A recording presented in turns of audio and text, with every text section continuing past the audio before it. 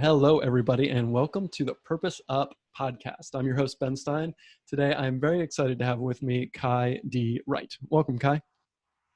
Hi, Ben. It's great to see you. So super excited to dive into this interview.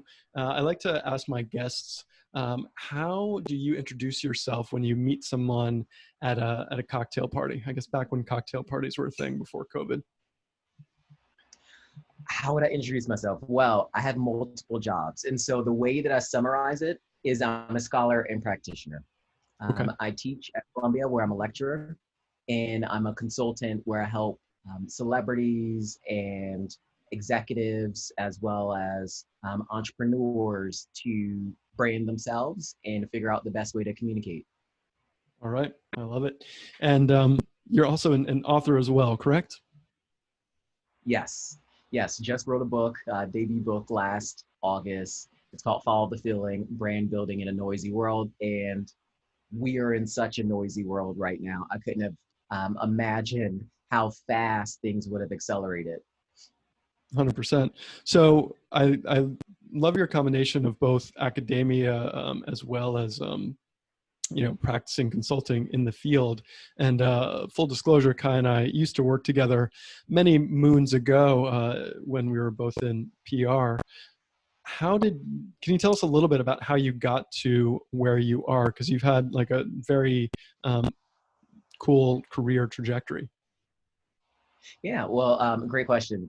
I consider my career plan to be pretty unique. I hope other individuals would adopt it. It was very purposeful in terms of its design. I think often we don't think about how we're designing our own careers. We leave it up to the organization that we're working at, manager or boss or mentor that we have in order to lay a path before us. But pretty early in my career, the first year, I said, I'm going to be soul selfish. And in being soul selfish, SOUL, really being intentional in terms of what I'm spending my time doing and really making sure that every single organization that I'm at, I'm extracting value from it and learning. And what I found is that cycle in terms of learning takes about 18 months to 24 months. And so the first 10 years of my career, I had what I would call 5 amazing dream jobs. But I needed to get the level of breadth in terms of communication and marketing and advertising and digital and technology before I could start to specialize on someone's specific track around what I should be in terms of a professional. Okay, so if I'm reinterpreting that or simplifying it, your idea was, let me stay a couple years at really cool places, get what I can, move on, and then through that process, then I can really decide what makes the most sense for me. Absolutely, absolutely. And it became really an opportunity to get really great at something that few people are great at. And that is launching and starting things over and over again. So if we think about the traditional career path of someone who might be Gen X or older, those generations typically have stayed at the same place, right? You kind of see these careers where someone may have been at a company 20, 30, 40 years. However, you look at younger generations of millennials and Gen Z, and what we find is that by the time someone's 30 years old, they've had 10 different jobs. And so the ideal of how to navigate your career is in many regards very generational in terms of thinking. And I think I'm kind of in that middle of what I would call an elder millennial. And so I understand the value of having consistency in terms of strategy, but also the value of changing and getting good at starting things over and over again. And that's led to a philosophy around kind of 2 types of people and really leaning into what type of person you are. The first, the type of person that is more like a pioneer, and the second is a person who's more like a settler. And so I consider myself more of a pioneer. I'm willing to go out on a limb, to be early, to figure out if there is something that is noteworthy within an area And then settlers, I would consider those individuals that are more maintenance based, right? They're trying to fortify and build for the long term. We need both. We need people who are going to be early. We need people who can take chaos and loose structure and information and organize that in some way and create some type of system from it. And then we need people who can come in and maintain and create sustainability. And so for me, I've had a lot of success in my career with being on the pioneer side. All right. And curious about like the genesis of having such a clear vision for how you wanted your career to unfold. And because I mean, I remember even working with you, and it was relatively early on in your career. I just remember you being so like precocious and confident and knowledgeable. And I was like, wow, this, you know, this kid knows stuff. So I'm curious, like, when was this in like college when you like decided like, oh, I'm just gonna like freaking go for it? Because when I look at some of my earlier careers, it was like, oh, I'll just see what opportunities rise up and take them when they jump on, but didn't have the same intentionality that you did.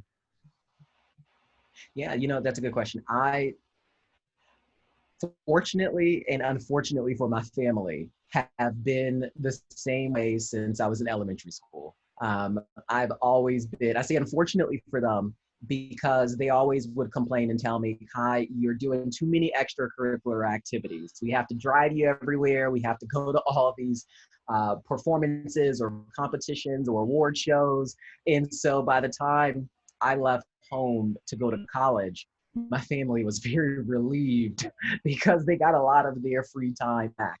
And so I would say it's something that really, as a child, I was encouraged to go out on a limb and put myself in uncomfortable situations. And over time, I just got really adjusted to the idea that doing something different was going to have a learning curve, doing something different was going to take some time in terms of mastery. And it developed into this trait that I think manifests itself and benefited my career by the time I got older. But there was always this natural sense of how do I fill my time? How do I do as many diverse things as possible as a child? And some of those things were like, invention competitions. I did an invention competition when I was in fourth grade. It might have been a play or spelling bee in fifth grade, or a math kind of competition in sixth grade. And so there were short, smaller steps that led to the pioneer spirit that I have now. And likely the foundation and the reason why being a scholar practitioner works so well. The ability to learn and then apply that learning in terms of doing. And as my coworkers often say, creating this kind of virtuous cycle between learning and doing. I love it. I love it. So I think that's a good transition, you know, talking about being a pioneer to some of the meat that we're going to talk about today, which is your leadership. As we talk about how Black Lives Matter has come to the forefront in this summer of awakening for many folks. So let's start with your open letter on race first, and what inspired that, and talk about those three key tenets that you cover there. Yeah, absolutely. It's pretty ironic that we are at a height of social unrest, political unease, corporate anxiety, economic turmoil, all in the year 2020, right?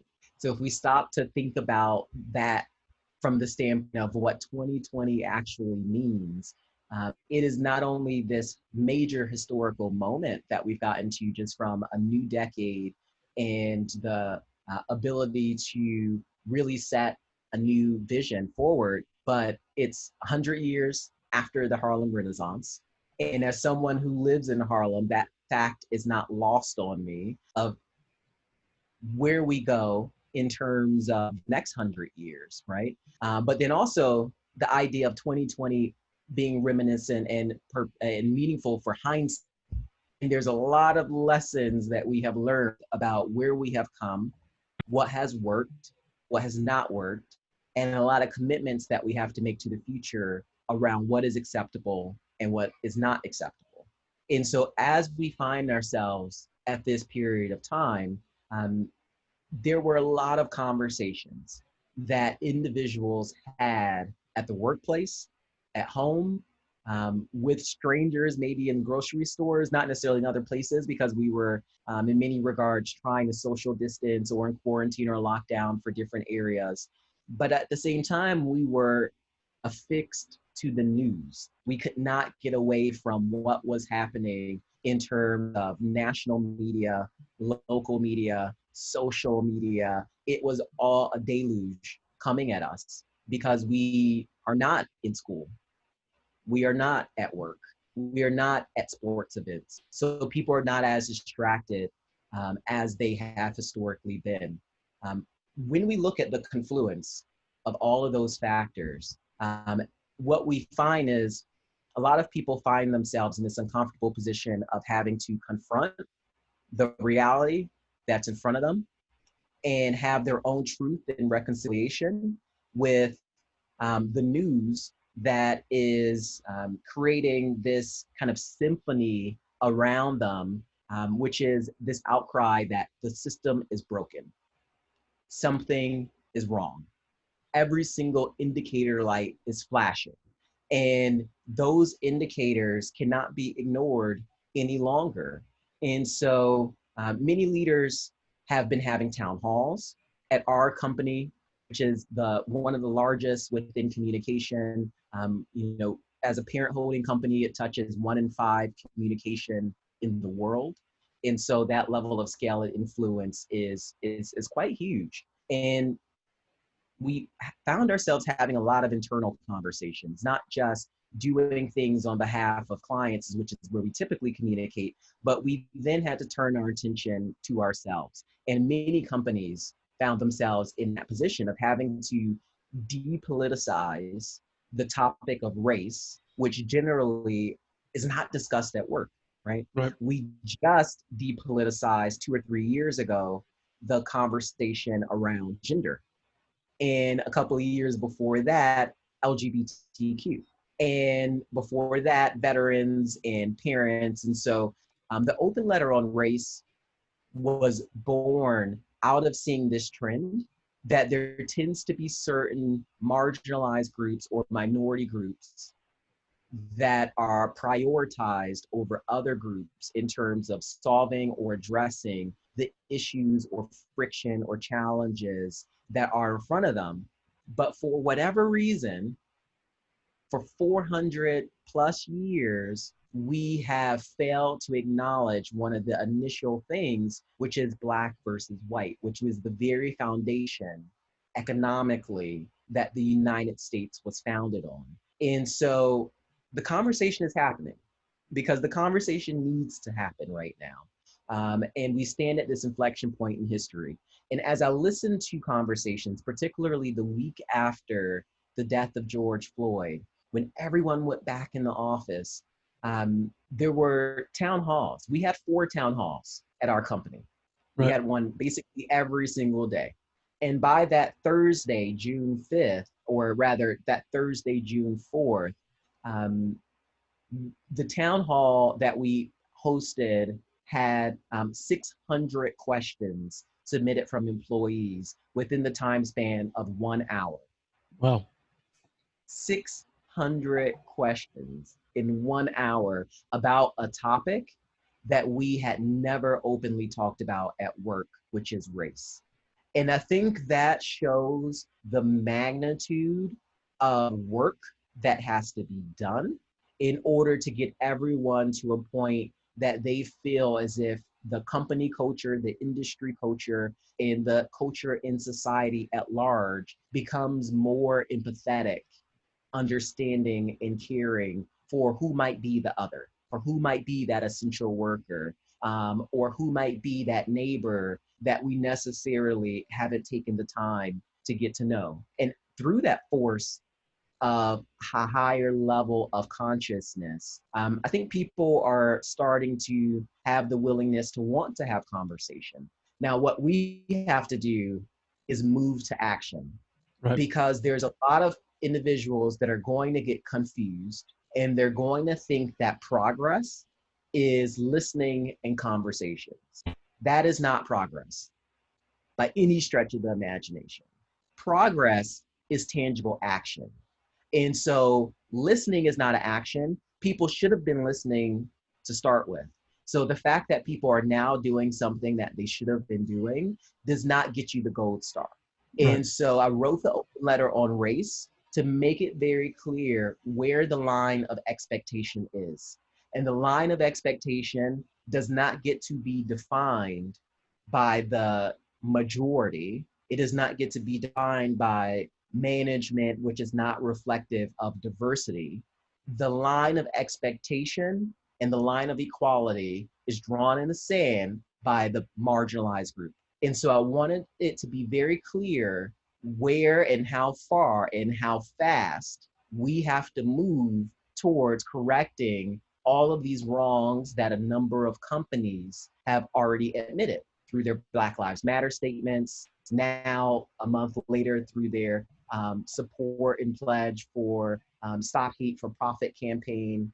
Those pledges, those statements, and all the listening that's happening, that is not progress. Progress is when people start to take their money and put it where their mouth is and start to actually have tangible objectives, just like we have for revenue year over year, and compensation starts to get tied from executives on that. Progress is when DE&I initiatives are not led by Black employees or executives as an extra burden on them, which is a burden that white employees don't have to take on, but can jeopardize their performance. So progress is pushing that responsibility back to management and saying, if you don't move these numbers and this needle, your compensation is going to suffer. Because progress means acknowledging all of the research that's been done by McKinsey and other companies that have said objectively that looking at Fortune 100 companies and S&P companies, the companies that have diversity in their leadership statistically perform better than the companies that don't. And so progress means acknowledging all of these issues that are at play and making sure that the individuals that are in leadership and have a seat at the table are the same people who get to define where the line of expectation is and equality is. That's progress. All right. I appreciate the clear description of that, and also being clear that conversations don't cut it. As you talk about those clear objectives and tying it to compensation, how do you do that? Because I imagine that there's so much resistance to that, right? So it's like you've got expectations now, and then what's the how do we make that happen? Well, the resistance and the friction is going to come in from a couple of different places. The first place that individuals have to be ready to deal with friction and resistance is in just the way that the current system works. Right. Individuals are going to have their status quo bias. We have to anticipate that. That status quo bias is the reason why we acknowledge we may need to stop smoking or stop drinking or stop doing another vice, yet we keep doing it, right? And so the first step, and I hope that you would agree, because it is acknowledgement, it is acceptance, and then we can start to actualize change. But we have to lean into the ideology humbly that there is status quo that is going to create friction and naturally try to make us work within the current ways that we've been working.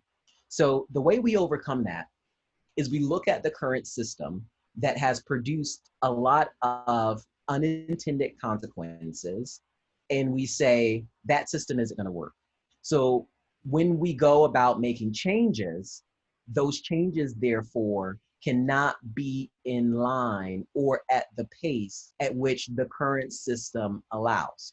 And so that's the first fallacy that we really have to get around and correct, is that this current management structure at different companies, the way that policies are written within different departments at different institutions, we can no longer say, well, the typical way is that we have a vote once a month in the board meeting and it has to wait. This is an urgent situation. Whatever rules need to be broken so that we can revolt to evolve, we have to do that. And that is the mindset that I'm challenging leaders to adopt. The second thing that we have to be mindful of is that leadership is not beholden only to individuals that have a title. The moment chooses the leader. And in this moment, there are a number of individuals that are ready to lead on the issue of race, ready to lead on the issue of diversity, that other leaders that have been around 20, 30, 40 years simply are not. And so we have to be truthful and ethical in understanding that we can't hold back people who are ready to lead right now on this issue just because other leaders are trying to catch up. The third thing that we have to be mindful of is the ethic of how we go about getting change. Because a group of non-Black, for instance, employees that are trying to force through an agenda around Black Lives Matter can only take it so far. I do not give permission to other individuals that are not Black to own my narrative or to try to portray the difficulty of what it's like to be Black in corporate America, Black in education, Black in society. There is no clue and no idea. And I'll give you an example of why.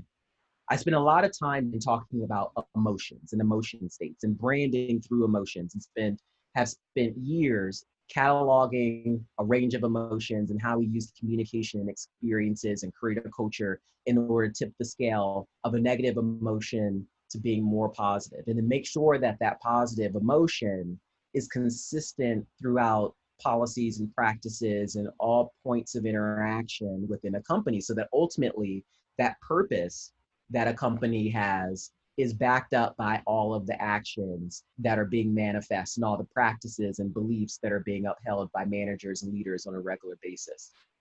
For a lot of Black people living in America, and I would say probably abroad also, and I've been to 20 different countries, and I pride myself on traveling and the level of cultural fluency that I have, but I'm going to speak specifically from the lens of Black Americans. Black Americans live in a fear culture.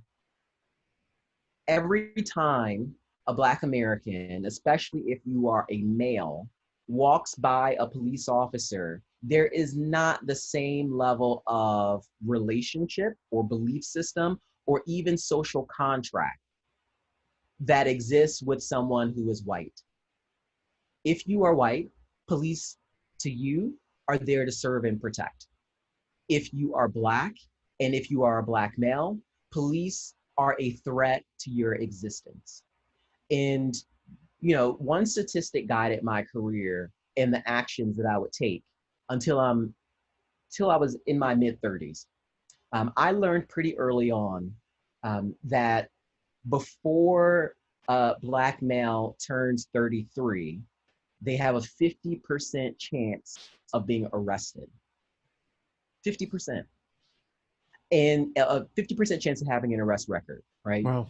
And so when you think about a statistic that is so staggeringly high and against one group of individuals, that starts to change the way that you interact with a whole group of people, such as police, which are supposed to be there to serve and protect everyone. Right. And so the existence of Black Americans and white allies or allies of any other race is different. It is fundamentally different in America. The odds are different. How hard you have to work is different. The level of emotional burden and anxiety that is carried on a regular basis is different. And so, this third point of ethics is incredibly important because it is a fallacy for white leaders, Asian leaders, or any leader that's not Black to think that they can be the voice of Black people. As someone who's a Black American and a leader, I'm telling you, you do not have my permission, and you likely don't have the permission of a lot of other people. What we want to see is more individuals that have the upbringing that we have had to represent us. And so it's more around, do you have a shared sense of struggle that we have had for the past couple of decades, that we have had as a people for hundreds of years? And in many regards, when people ask themselves that question objectively, as a leader, most leaders will have to answer no. They have not had that same experience. And we've gotten to a place in terms of civil rights, for instance, as it relates to other marginalized populations like women, where we have said a group of men should not make decisions about what women do with their bodies. Right. There should be women who are making that decision and part of that conversation. Yet at many companies, we are having conversations about race, and many leadership decisions are being made that have huge consequences, sometimes unknown and unintentional, that are not balanced because those leaders feel, in my opinion, arrogantly and egotistically, that they understand the complexities of what it means to be Black in America or in the world, and they are oversimplifying it without the permission of their Black executives and employees. All right. I hear you. I hear you. So summarizing what you said is basically we get to seize this opportunity to act now to make systematic changes, and those changes get to be led by Black leaders, and that older leadership that is not Black can't assume that they know what's best, and to ethically move forward, you need to have representation of those folks that haven't been represented to make that change effective. Absolutely. And I think that's true of any marginalized group. If we were trying to pass a new policy that was a parental leave policy or figure out how to better support parents in the workplace, can non-parents really create that policy? Or does it require actual parents to create that policy? And so I think when we look at other examples objectively, we start to find that for whatever reason, leaders think that when it comes to issues around being Black in America or Black in the corporate workplace, they have special exception and ability to make those decisions. That doesn't happen with women. That doesn't happen with parents. It doesn't happen with any other group except Black Americans. And that was one of the reasons why I wrote the open letter on race, to make it very clear where leaders can be effective and where leaders cannot be effective. And that it's okay to empower other leaders that may not have traditionally gone through the same systematic pathway to become a leader. That system of maybe getting coaching, or that system of having an executive sponsor, or that system of doing a management training program. Those types of systems have historically failed to acknowledge Black employees. And that is why we have the lack of individuals at the top of organizations, because of all these micro steps that have failed. And so we have to acknowledge those micro steps are not working. And in doing so, look at the system and say, we can't fix things by working within a broken system. The same way you can't get dressed in the morning by looking at a mirror that all is broken glass. It just doesn't work. Yeah. Uh, I mean, question for you. I see like a huge opportunity for um, outside consultancy. I mean, I hear what you're saying is to help elevate the voices of those within. Is it also possible to um, have like an outside consultancy come in to help make changes? Because a lot of folks I feel like are more open to outside voices than they are inside voices, and that may be part of what's broken. But curious about your perspective there. Yeah, I would agree, Ben. That is part of that is part of what's broken. Because let's play that out, right? Let's say an executive team says, well, let's create some sense of objectivity and let's bring in a consultant. What they're in essence doing is they're sending two messages. First, they're sending a message that they have money because they're going to pay an outside company, and they'll rather pay an outside company than pay their employees that are already volunteering their time to serve on diversity councils or to volunteer for resource groups, or to show up to meetings on top of all of their additional work that they have to do in a way that white employees don't have to volunteer and show up for. It creates an unnecessary, uncompensated burden for employees to therefore give free work when they see outside parties and consultancies getting paid to say the same exact thing. The second thing it does, which has an unintended consequences, which at this stage is an intentional consequence, is that it prevents great leaders from within the organization from ascending. As soon as we sidestep the individuals that are at organizations and bring in outside consultants in order to be the voice of change, it assumes that the individuals within the organization are not qualified to do the same thing. And there are many people in an organization that are qualified and have put in the time and the work and have the track record in the history of getting change, of having the hiring practices that are trying to be modeled after, of assuming the cultural fluency within their team that every department and office or brand within a larger holding company should have and exhibit.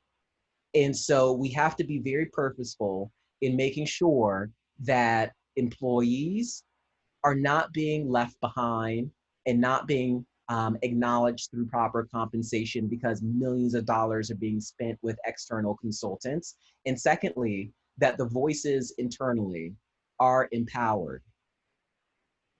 Okay, so in other words, we're going to we can make sure the money goes to the right places, the right leaders are nurtured, and the probable actual like hard part of creating that systematic change from within is ultimately going to benefit the companies and those marginalized the most. It benefits everyone. It benefits absolutely everyone. I'll give you an example. I am a history junkie, and I put this in the open letter on race. I've learned American history, world history, British history, European history. In college, I studied in Paris at Sorbonne and Dauphine. I've been to 20 different countries. I grew up until I was 5 in Germany. I understand the value of history. And when I look back at history, there are many lessons that we can learn.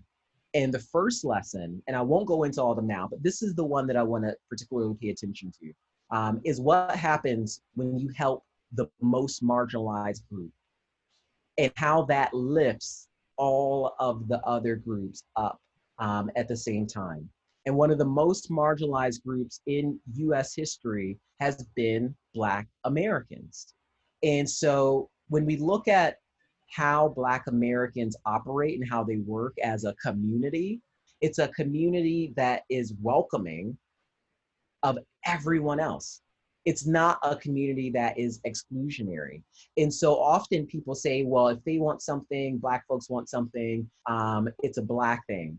But if you look back at the history of time, Black things have already been gifts to everyone else in regards to culture, such as music. With Elvis, in terms of literature, in terms of sports, in terms of a number of different things. There's very few things that Black Americans have ever created that they've said, I alone can only be the benefactor of this. It is inherently a group of individuals that share and bring other people along the journey. However, I cannot say that same thing about many other groups. And objectively, with evidence, I make that claim. So when the NAACP was formed, for instance, it wasn't called the Organization of Black People. It was for the civil rights of Black people, but they intentionally and purposefully made it inclusive. And they made it about a lot of colored people. Now, today, that ideology around what colored is has broadened, Right. right? And so we think of colored as meaning Latinx. We think of it as also meaning individuals that are Asian, individuals that may be Middle Eastern.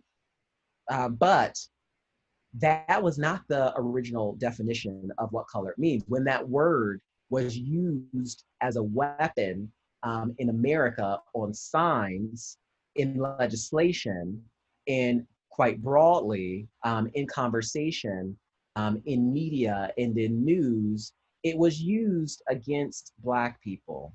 And so we really have to give Black people credit for broadening and destigmatizing the notion of being colored and making it more inclusive for other individuals. And that started with the NAACP as an organization for colored people. And some of the founding members were not even Black individuals.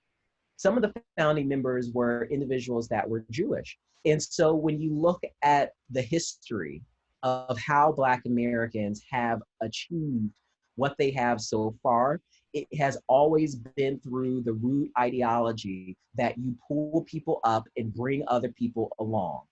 And that is why we need more Black leaders in corporate America and beyond, because there is that instilled value that the journey is going to go much further when there are other people who come along on it. Other groups, however, do not believe that as their central theme.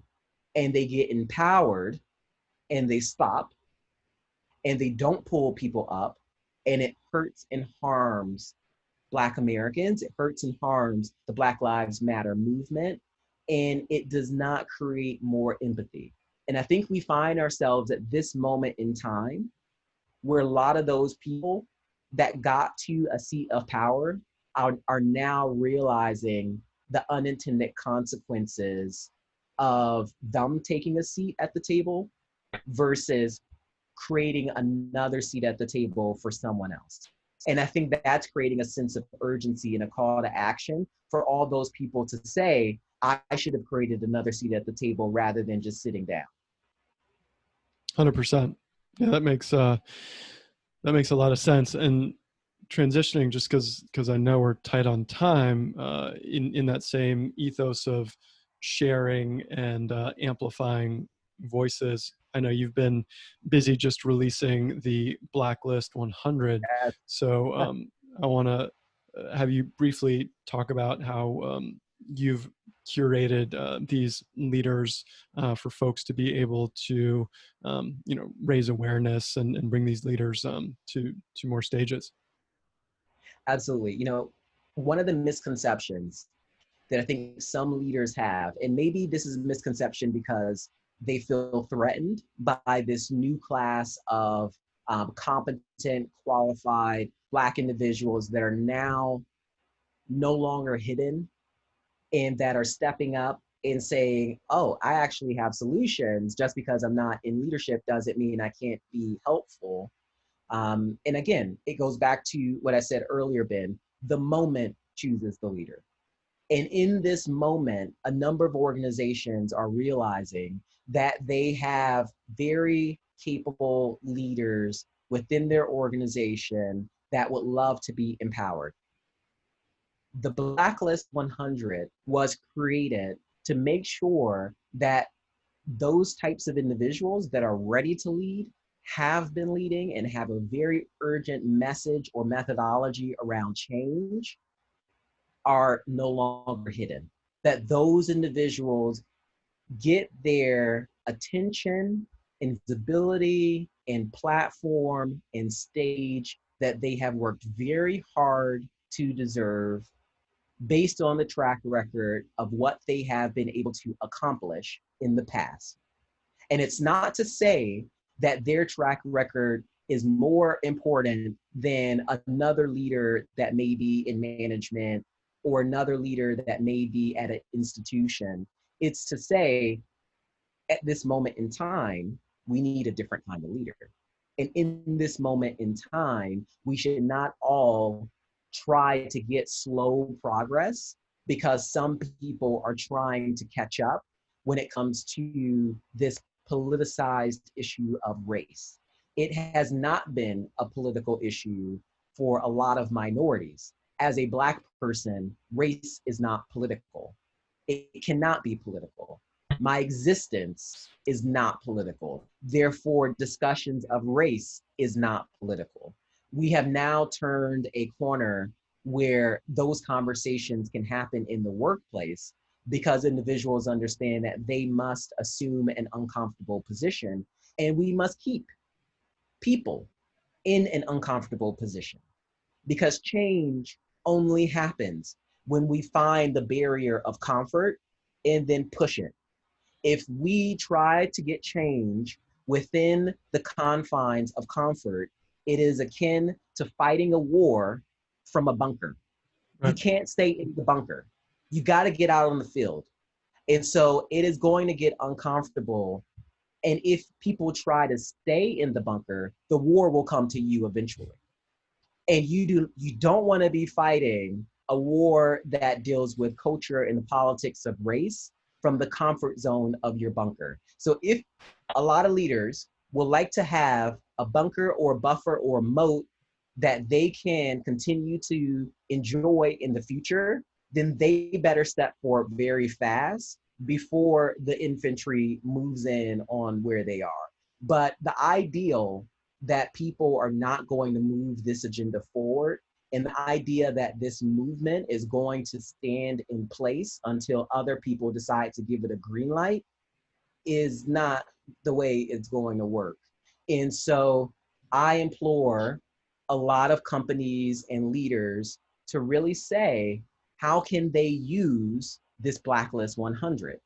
How can they take very intentional and deliberate action to change the voices that are in the boardroom, to change who is sitting at the table of leadership, to change the culture that they have at their companies by bringing in some of these individuals in order to serve as advisors, to change the narrative that is happening at conferences and events, which predominantly have individuals that are not Black that are speaking at them, and to change the stance that in this majority minority world that we now live in, that we can not have the minority be empowered.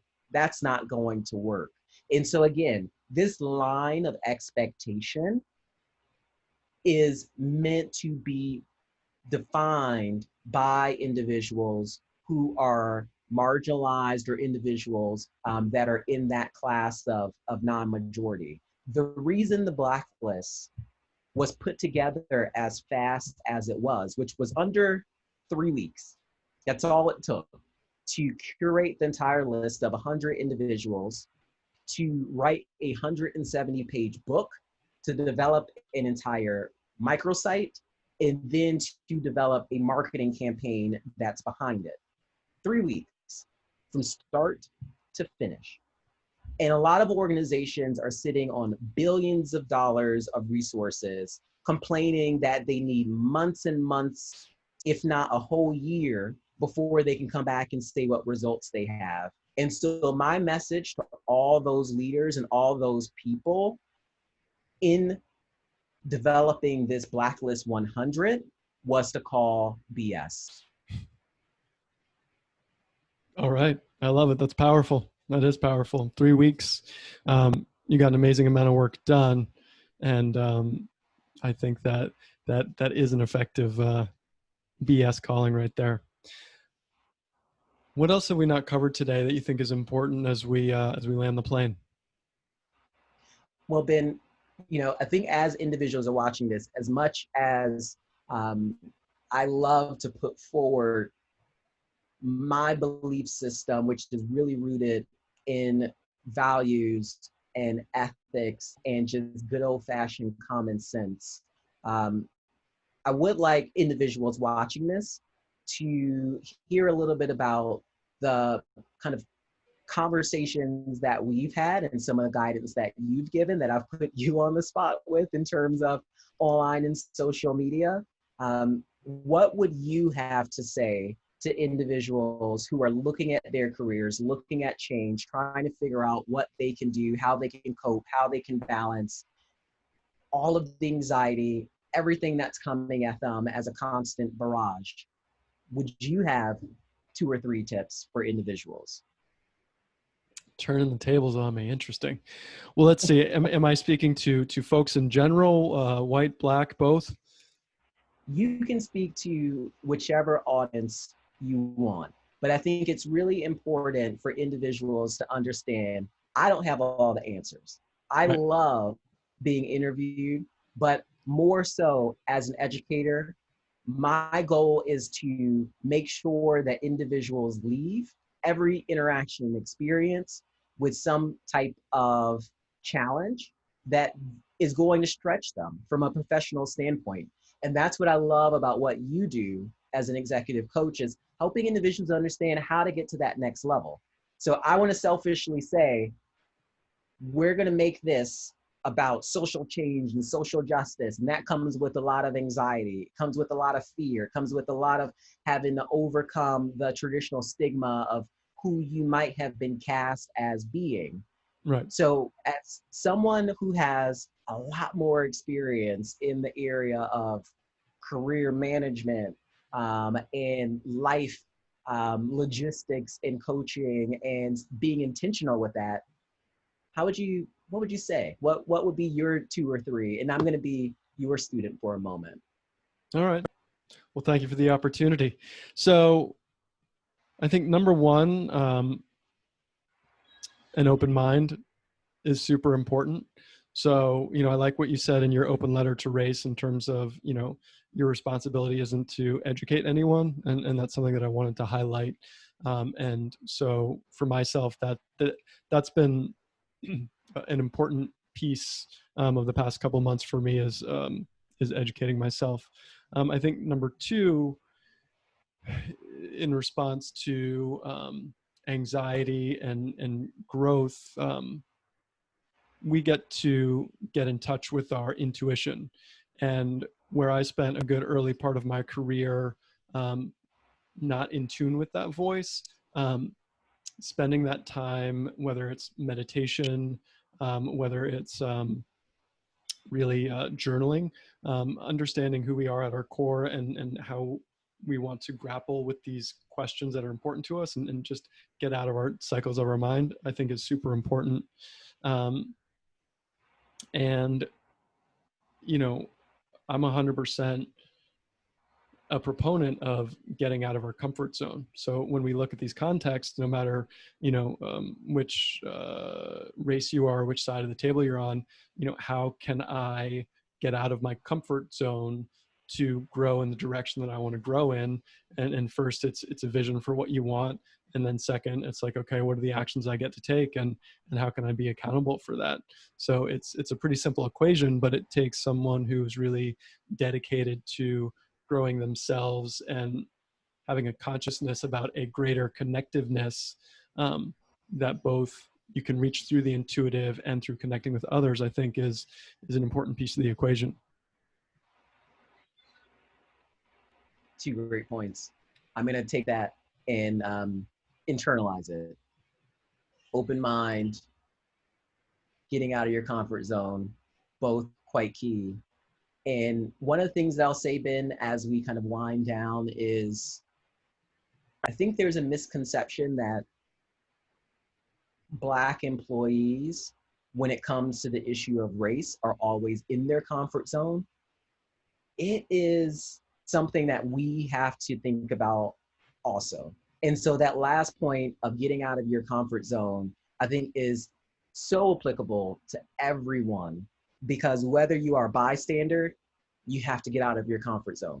If you're in leadership, you have to get out of your comfort zone.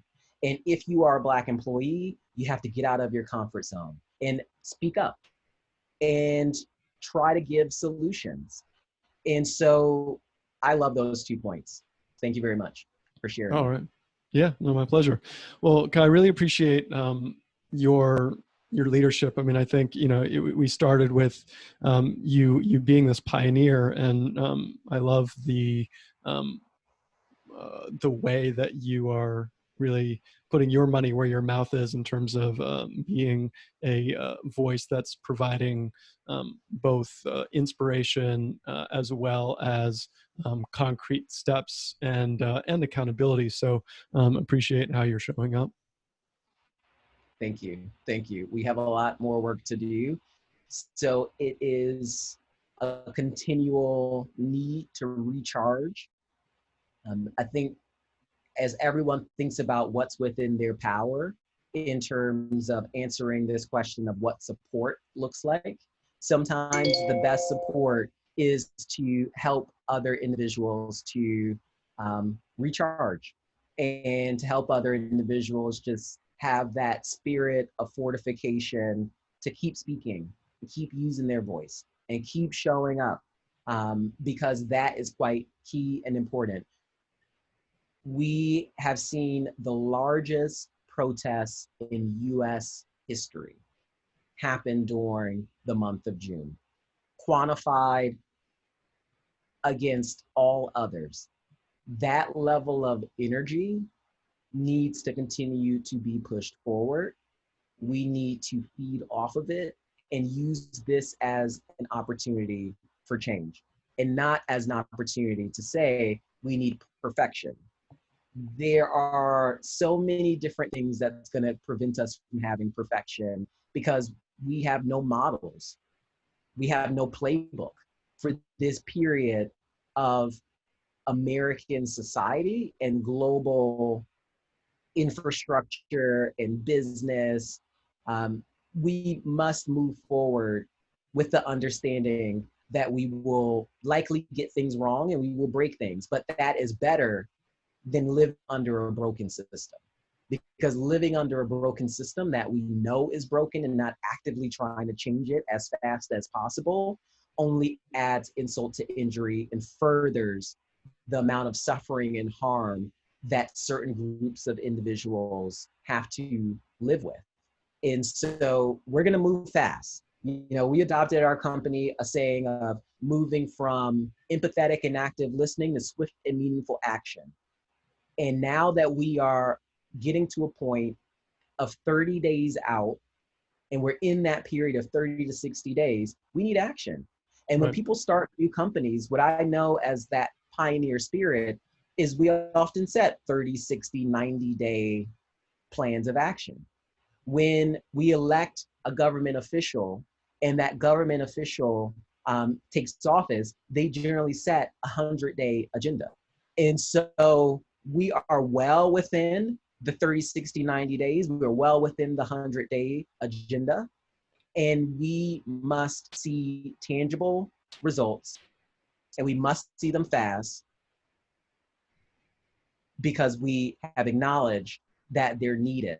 And as a country, I think the majority of individuals are on that page now of reaching that critical tipping point of understanding and also wanting to see that change happen. And as I've gone to protests, the majority of individuals, at least in New York City, as I've gone to Times Square or Bryant Park or other places, they're not Black. And so this is an issue that has had unintended consequences when it comes to one population of people. But we're now at a point where I genuinely believe the majority of people, at least in America, want to see change. We cannot let the minority of people who are trying to hold on to power structures to have their way. And so that is the fight that we have ahead of us. We do have a timeline and expectation in terms of when action is going to happen. It is at most 90 to 100 days from the mass social unrest that we've just seen. And we will keep pushing, keep fighting, keep being vocal until there are tangible changes. And then if there's not tangible changes, then we need to remove the leaders that are keeping change from happening. Because we can't doubly admit that Black Lives Matter, but then at the same time, do nothing about it. And so the ethical side of a leader thinking they can stay in power after making that proclamation, that heavy weighted proclamation, and not do anything that's tangible and visible within a reasonable amount of time of 90 to 100 days is not going to work. And so we will continue to make sure to remind all of those leaders that the expectation is set by us, and the expectation is high, and that expectation needs to be met within a certain period of time of 90 to 100 days. All right. Well, I think that is a beautiful place to sign off. And love the conviction, agree with you, and thank you. Thank you, Ben. And I've known you for 10 plus years. And I think the one thing that you can attest to is you're likely like, I've never seen this side of Kai. That's the one thing that people have said most as a reaction to what's happening. And I think we're going to see a different side of a lot of people, because we're now going to start showing up, feeling empowered to bring the full force of our culture with us and the full weight of our voice and experience. And that is a good thing for everyone. Yeah, I mean, there's nothing more powerful than purposely aligned power, and I've definitely experienced that in your share today. So I've no doubt the impact that you're creating. All right. Ben, thank you so much for allowing me to share this message and allowing me to speak on behalf of so many people. And thank you for acknowledging the Blacklist 100, all of the work that the incredible leaders and change agents and culture makers have been doing for most of their career, most of their life. And I hope that individuals will want to partner with them, will want to amplify their message, and really lean into the methods that they've used in order to get change and impact that benefits society, the world, and this country, and every community, regardless of what those community members look like. Thanks so much, Ben. Indeed. Blacklist100.com. All right, Kai. Talk to you soon. Thanks.